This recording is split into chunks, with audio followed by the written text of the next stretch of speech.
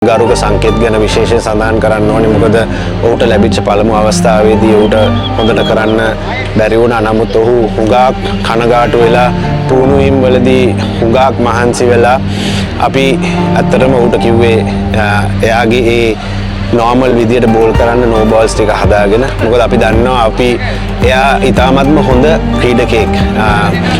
වයසින් ලාබාලු වුණාට මම හිතන්නේ ඒ හිතන විදියෙන් ඉතාමත්ම පරිණත ක්‍රීඩකයෙක් විදිහට තමයි ਉਹ හිතන්නේ. ඉතින් මම හිතන්නේ ඒ දාපු එෆර්ට් එක දසුන් ශානකට අන්තිම ඕවරේ බෝල් කර විදිය දසුන් 50ක් ගහලා ඉන්නකොට මම හිතන්නේ කියලා නිම කරන්න බෑ. ඉතාමත්ම හොඳට කරාද.